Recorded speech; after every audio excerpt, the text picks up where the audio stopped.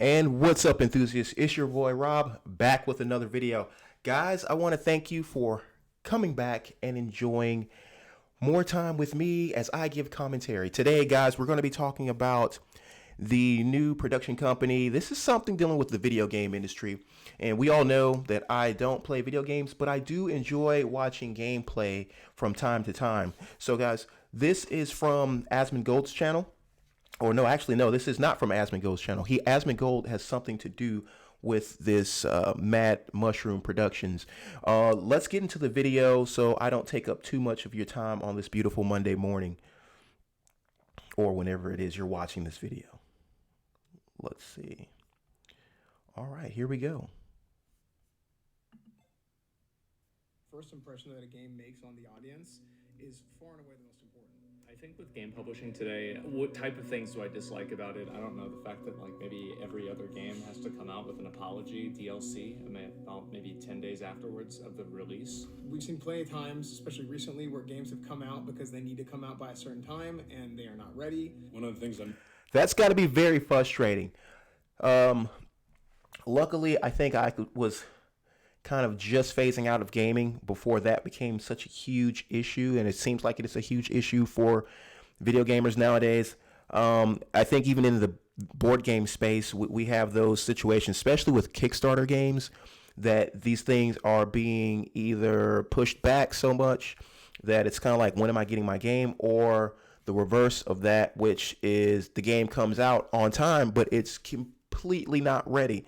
So I know how frustrating that is being a board gamer. So I can only imagine being a video gamer and having all of this hype around the game, and then it comes out and it's just not, what you expected because the developers didn't have time to finish it. But I'm not super fond of with publishing today is a lot of creativity is sometimes taken out of the control of the devs and placed into the hands of the publisher. It's pretty predatory how things work between publishers and developers today. That's pretty strong words right there. It's predatory. Man, I hope, the board game industry and just tabletop in a whole does not have to come to the same, relationship as the developer and producers of video games. Hopefully we can always kind of keep those politics out of the development of tabletop.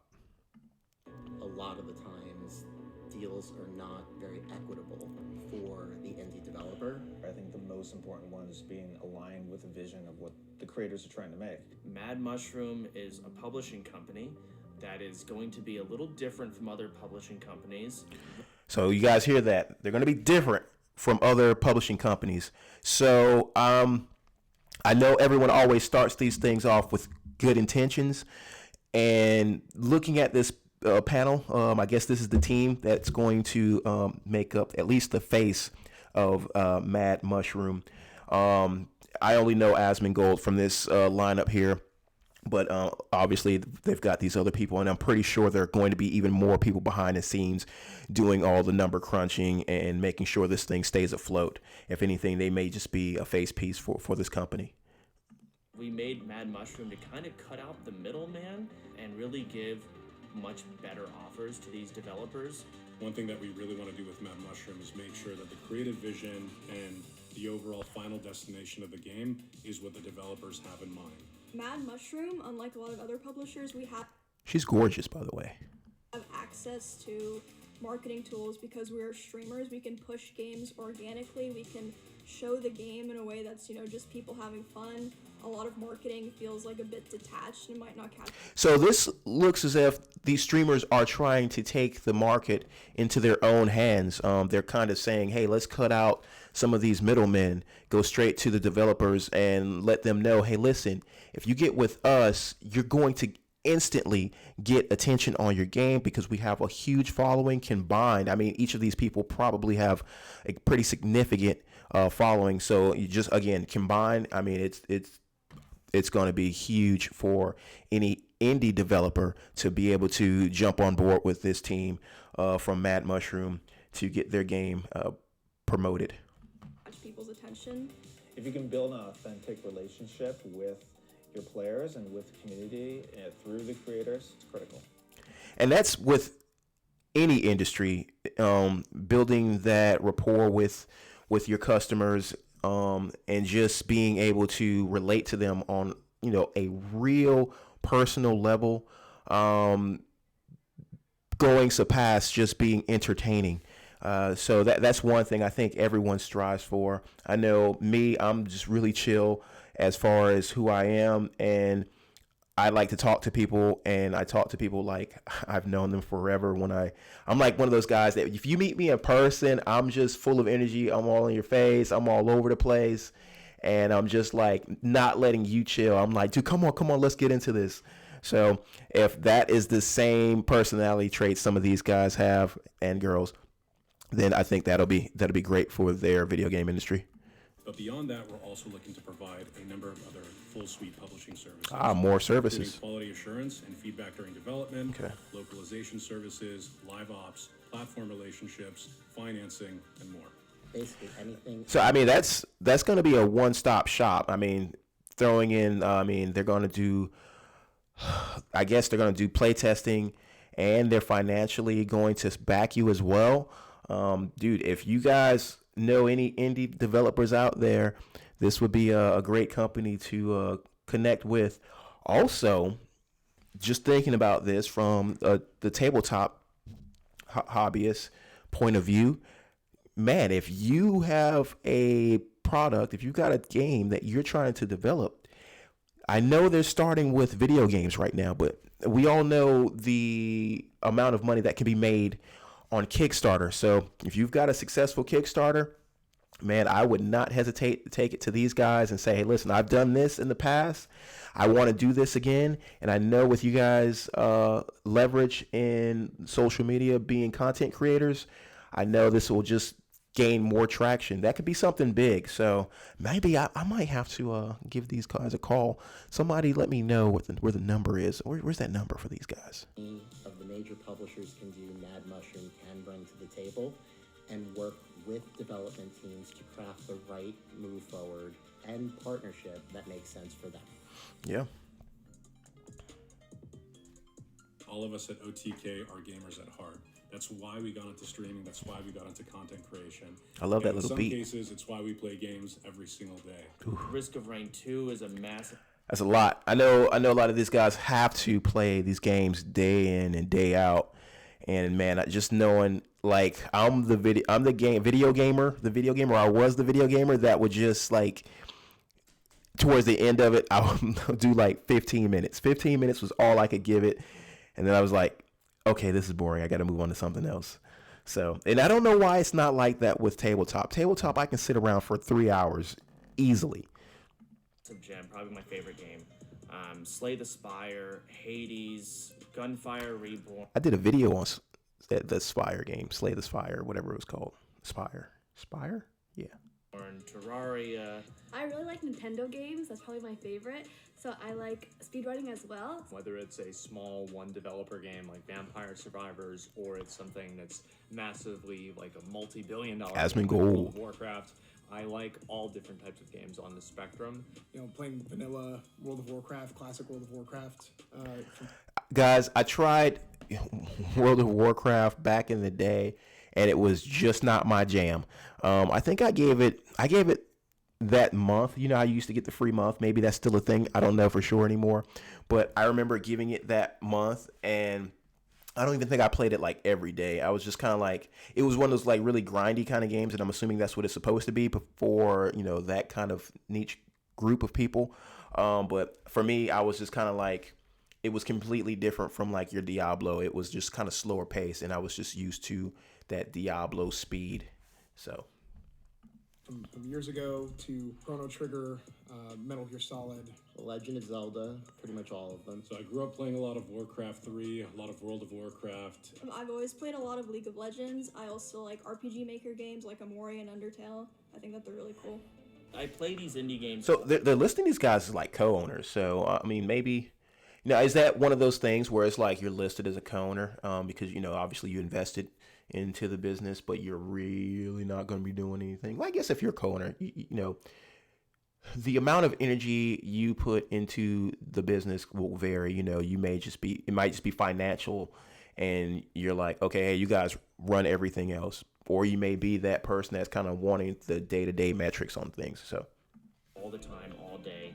And I feel like relatability, understanding the space, making sure we're still in touch, understanding the foundation and what can really help an indie game, and what makes an indie game stand out and be better. So he said a thing about staying in touch, and I think that's going to be one of those things that may be harder to do as this company grows. I hope they can kind of stay humble.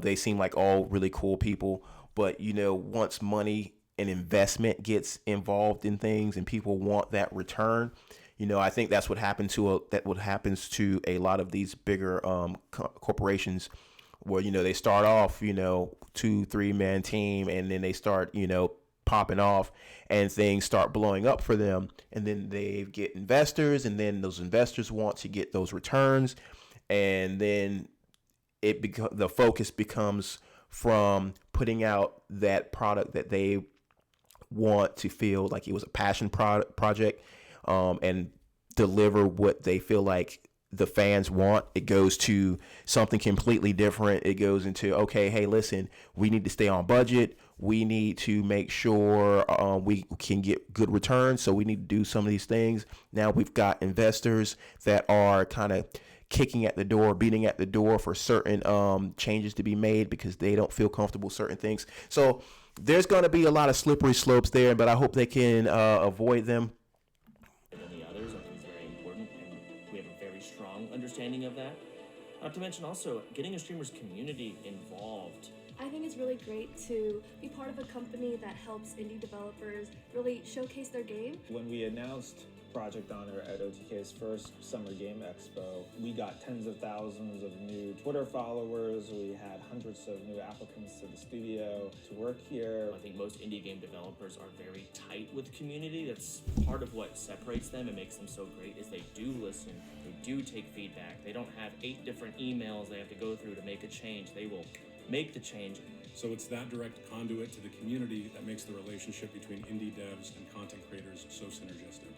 This is going to be, I think this is going to be good for their industry.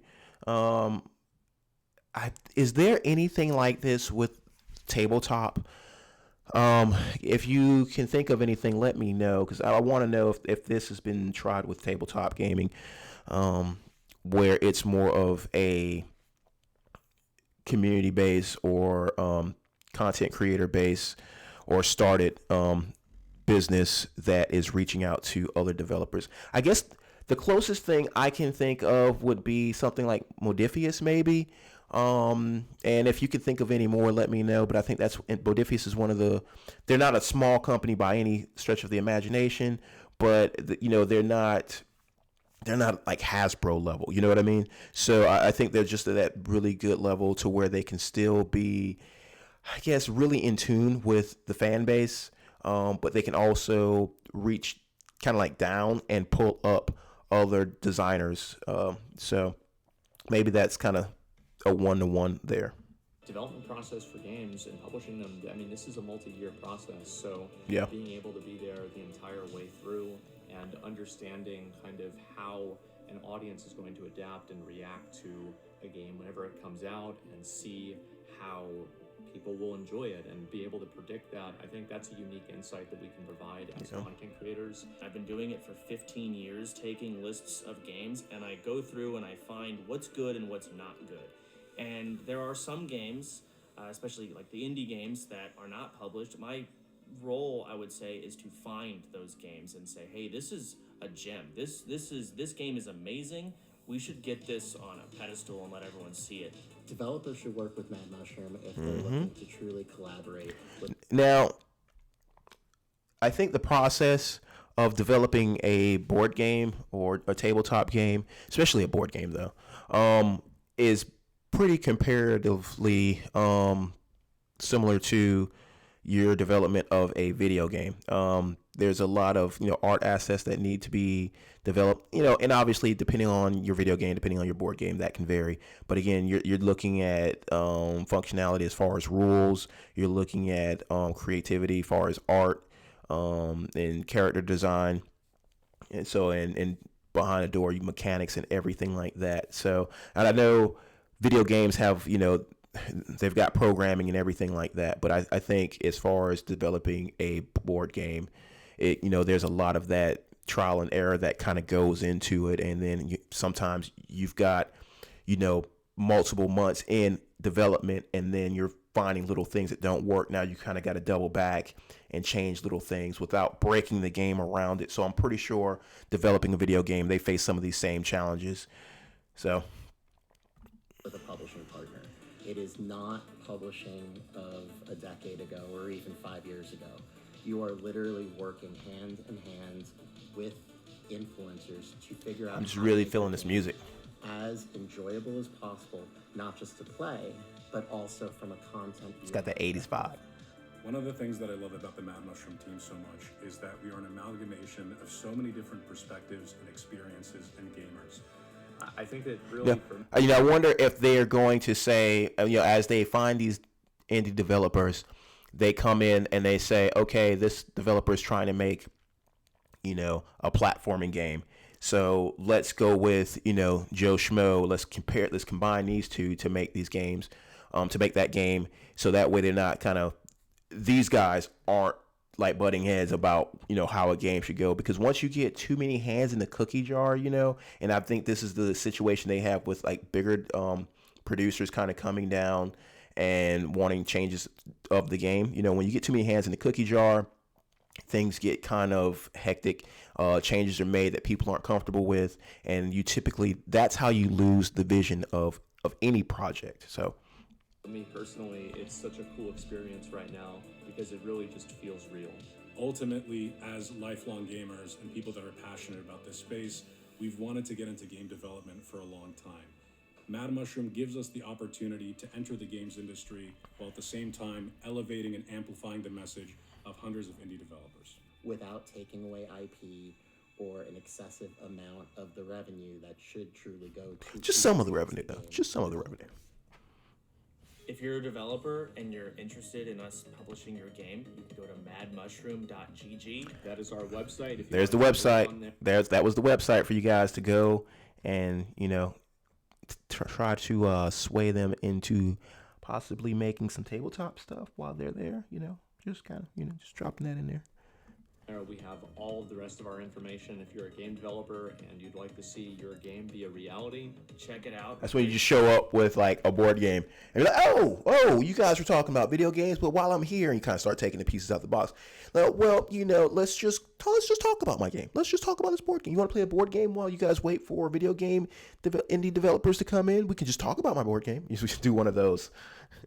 Passionate, and we're very excited about what we're doing here. So guys, that is the video. Mad Mushroom. Guys, I think this will be pretty big for the video gaming industry.